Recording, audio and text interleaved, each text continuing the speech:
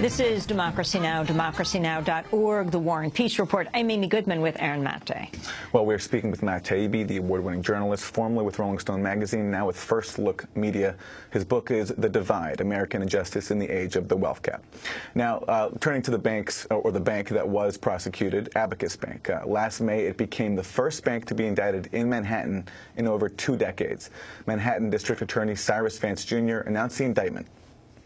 Today, we are announcing the indictment, or guilty pleas, of 19 individuals on charges including mortgage fraud, securities fraud, and conspiracy, as well as the indictment of Abacus Federal Savings Bank, a federally chartered bank that has been catering to the Chinese immigrant community since 1984. Now, these defendants, the bank and former employees and managers from its loan department, are charged with engaging in a systematic scheme to falsify and fabricate loan applications to the Federal National Mortgage Association, commonly known as Fannie Mae, so that borrowers who would otherwise not legally qualify for Fannie Mae's mortgages could obtain them unlawfully.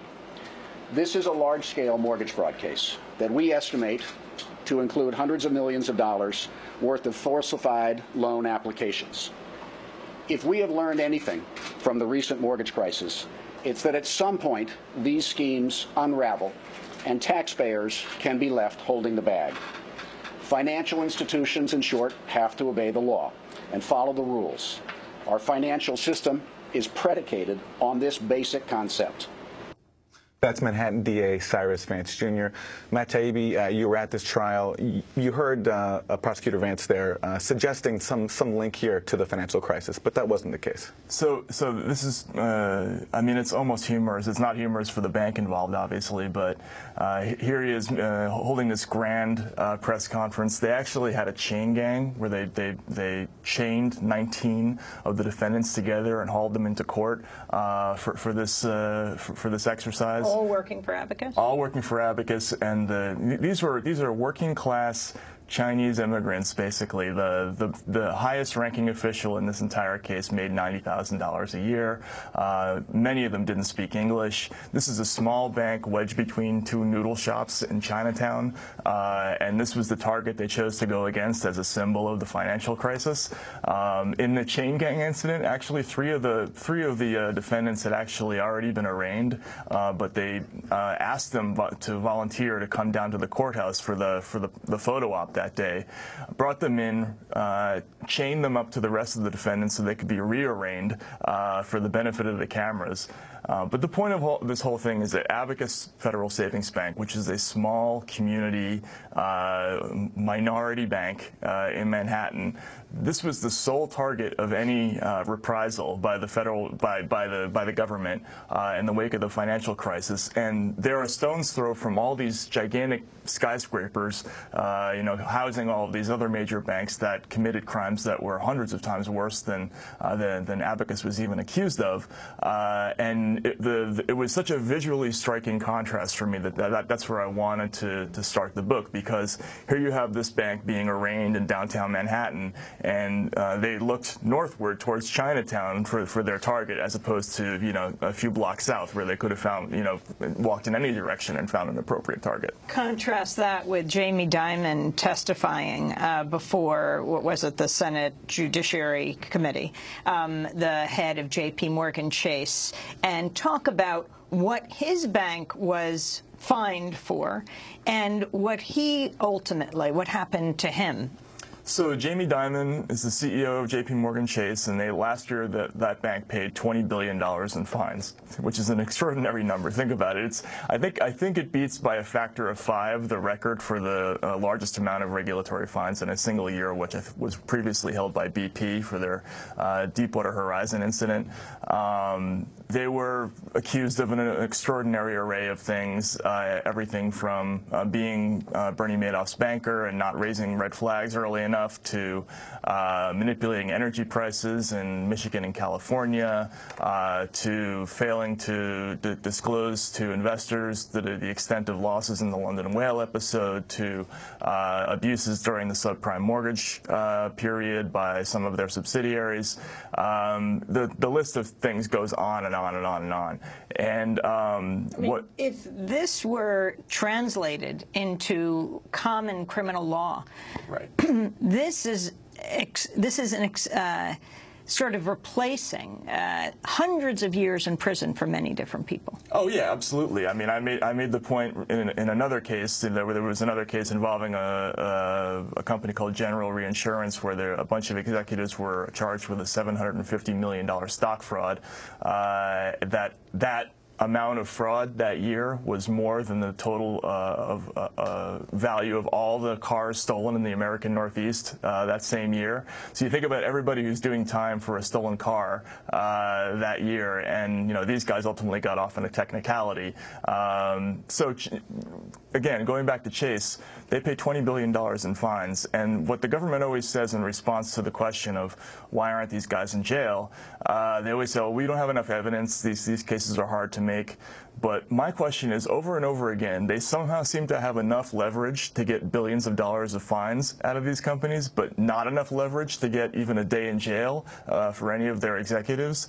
It doesn't add up. It's logically, it's a total non sequitur. There's no way you can have a company paying that much money and not have somebody guilty of a crime. It's not possible. And Jamie Dimon, of course, gets a 74% raise. Yeah, exactly. That's the punchline to this whole thing, right? I mean, if you were the head of any other business, Alex Perrine of Salon.com made this point that if he were running a restaurant and he got the biggest fine in the history of restaurants, there was no way that he would be kept on the job as the head of the company. But he was not only not fired, not only not prosecuted, but he was kept in the job, and he got a 74% raise. And they essentially paid for the $20 billion fines by laying off 7,500 lower-level workers that year. And so that's where the pain came from. Let's go to Richard Fuld, the final chair and chief executive officer of Lehman Brothers. In 2008, he spoke before the House of Representatives Oversight Committee and was grilled about his own exorbitant earnings as the bank went under. This is Committee Chair Henry Waxman questioning Fuld. You've been able to pocket close to $500,000, and my question to you is, a lot of people ask, is that fair for the CEO of a company that's now bankrupt to have made that kind of money? It's just unimaginable to so many people. I would say to you the 500 number is not accurate. I would say to you that although it's still a large number, I think for the years that you're talking about here, I believe my cash compensation was close to $60 million, which you have indicated here, and I believe the amount that I took out of the company over and above that was, I believe, a little bit less than $250 million.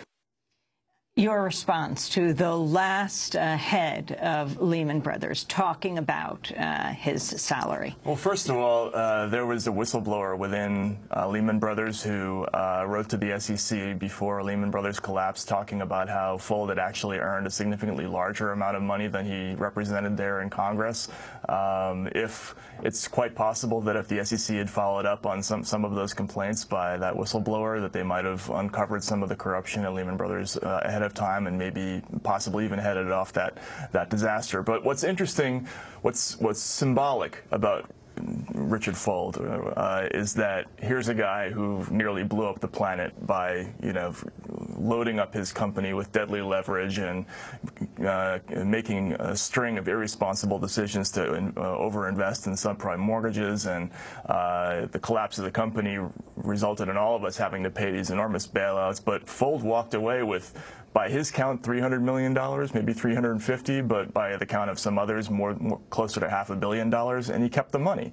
And that is a a consistent theme of the financial crisis is that not only were these guys not prosecuted, they got to keep all of their money, all of the ill-gotten gains that they made during these periods. You call that chapter the greatest bank robbery you never heard of. Right. Yeah. No. There was something that happened at Lehman Brothers at the end of the when the company went out of business. It was there was essentially a merger with the British bank Barclays, and there was an incredibly interesting episode where a series of Lehman insiders agreed to take upwards of $300 million in compensation, in future compensation from Barclays, before they did the process of evaluating the company for sale to Barclays. I know that sounds complicated, but basically they took jobs at Barclays and then they basically marked down the price of Barclays so that the Lehman creditors got less money in the end. So if you lost money in the Lehman debacle, you can probably lay some of the blame at the feet of those executives. And it was so shady that didn't most of this happen in the middle of the night? Yeah, actually, they struck many of the deals with these Lehman insiders before dawn and on the day of the last board meeting. Literally before dawn, you have emails going back and forth between some of these Lehman Brothers executives saying, "Well, how much did you get? I got 15 million," and et cetera, et cetera. The way the media covers and the prosecutors go after or don't these institutions, it's all from the perspective of those who would be or should be charged. Mm-hmm. When it comes to people on the street, it's always from the perspective of the victim, which, by the way, it should be. Right. I mean, if someone is raped or murdered, you should hear their story, their name, and a person should be held responsible. Mm-hmm. But in this case, you never hear about the victims. That's right. Instead, you are identifying with those who are charged. They say they have families. They're really a wonderful person. Right. Talk about the victims of these crimes that J.P. Morgan Chase was fined for. Well, I mean, we're all victims of these crimes. I mean, that's the difficult thing about this new era of financial corruption is that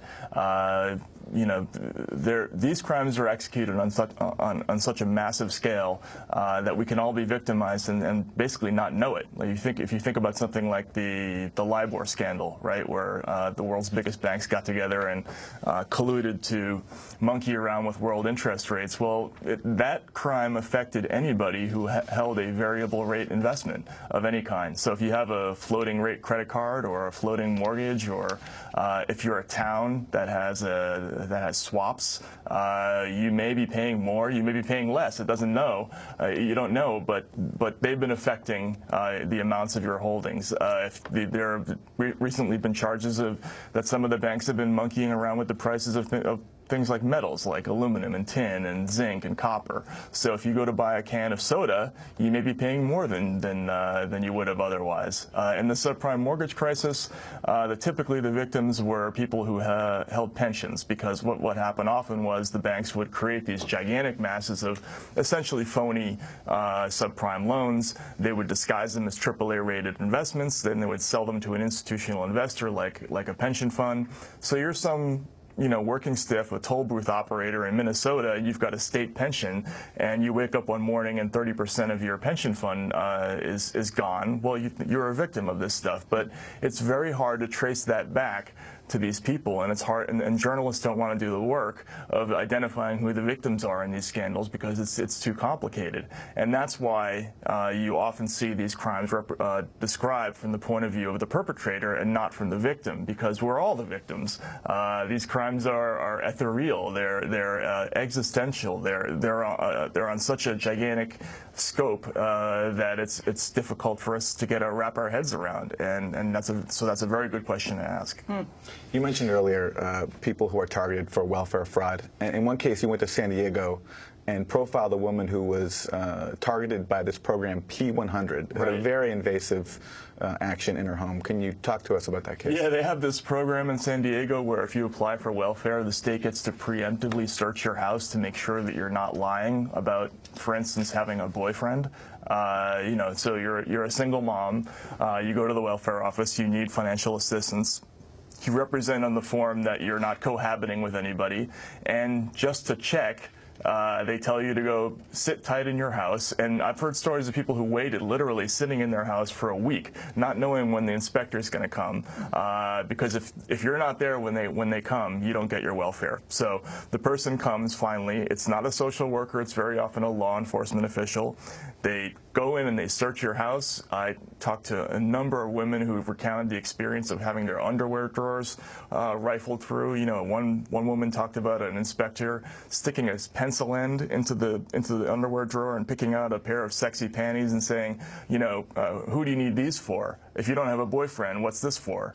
And this is the kind of the thing that people have to go through. And I understand that to many middle Americans, you know, welfare recipients are perhaps not the most sympathetic people. But it's very striking that, for instance, the recipients of bailouts, we don't have the right to go in and check their books, but somebody who applies for federal assistance to pay, you know, to feed their kids, we have the right to go through their underwear drawer. And I thought that was a striking comparison. Matt, the cover of the divide of your book, American Injustice in the Age of the Wealth Gap, is very striking. Mm-hmm. And you have this artwork throughout your book. Mm-hmm. Explain who did this. So this is Molly Crabapple. She's a great artist. I met her during the Occupy protest.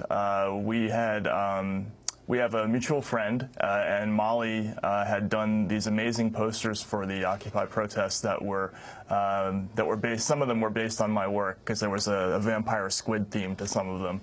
Explain vampire squid. Well, I had referred to Goldman Sachs as a great vampire squid wrapped around the face of humanity. So she had done these series of posters that were like, you know, starve the vampire squid, stop the vampire squid. So we got together, and she ended up becoming sort of famous as like the semi-official artist of Occupy, and we decided to work together on this project. And what's so perfect about her is that she really specializes in doing these kind of grotesque, horrifying Boschian portraits of dysfunction. You know, the cover, it actually looks quite beautiful from a distance, but if you look at it closely, it's this horrifying image of people being ground up in this mindless justice machine. So it's beautiful stuff, and Molly, she gets all the credit in the world. I think they're incredible images. Mm-hmm. At sentencing hearings, you have sometimes family members and friends coming to plead to the judge for leniency. Mm-hmm. And you sort of contrast this in your book. You have one scene where you have executives bringing in hundreds of people. Mm-hmm. Can you compare what happens there to what happens to people on the bottom? So this is interesting. Again, this is that same Gen Re case I talked about, the $750 million stock fraud, where these guys all got off. And what was so interesting about that is, so if you go to court, the judges almost never are from the same neighborhoods as the accused. But when you do have a case where it's, you know, somebody from the suburbs who lives in Connecticut, and the judge is also somebody who's from the suburbs and lives in Connecticut, and he has members of the local PTA come out and say that, you know, this guy is somebody who wouldn't even jaywalk, you know, he's a God-fearing person. Yes, maybe he might have committed a $750 million stock fraud, but he's a very decent person. They will very frequently, like, bail is never an issue for this kind of defendant, which is very, very important. You know, these, beyond that, in that particular case, after they were convicted, all of these defendants were allowed to remain free pending appeal, which removed all the leverage the state might have had to roll up these defendants up into higher targets. Whereas that's exactly the opposite of what happens to poor defendants who are frequently thrown in jail. And you know, bail is set at a level that's higher than they can afford.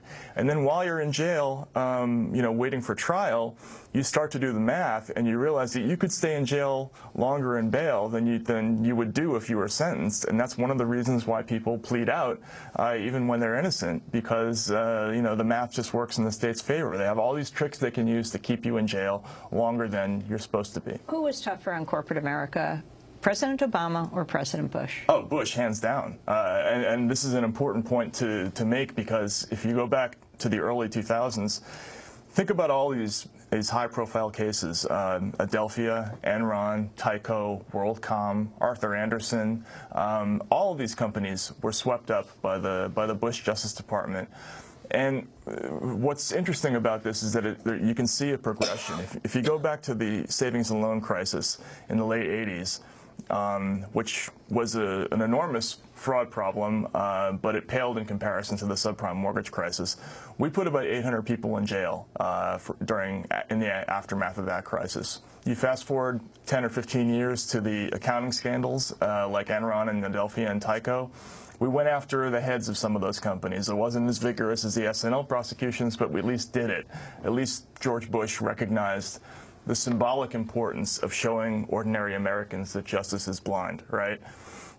And fast forward again to the next big crisis, and how many people have we actually put in jail? Zero. And this was a crisis that was much huger in scope than the SNL crisis or the accounting crisis. I mean, it wiped out 40% of the world's wealth, and nobody went to jail. So that we're now in a place where we don't even recognize the importance of keeping up appearances when it comes to making things look equal.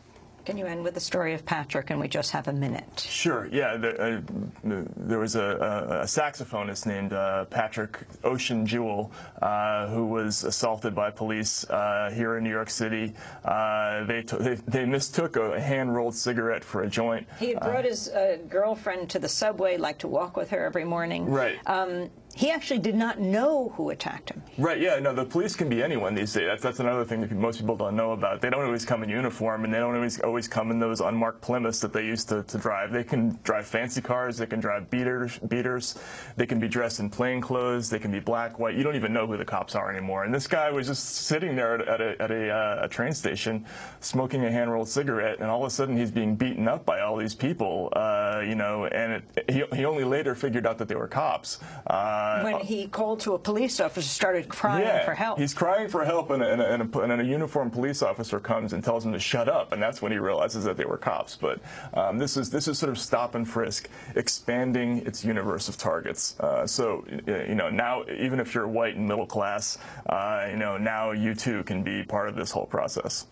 And that's your point in putting this in the divide is that you know, is that this is now beginning to affect everybody. I think one of the problems that the increasing wealth gap is bringing to us is that there's a smaller and smaller group of untouchables, and then there's a sort of widening group of everybody else, and we all have the same lack of respect from the law enforcement. Well, Matt Taibbi, I want to thank you for being with us, award-winning journalist. His book is called The Divide, American Injustice in the Age of the Wealth Gap. This is Democracy Now! When we come back.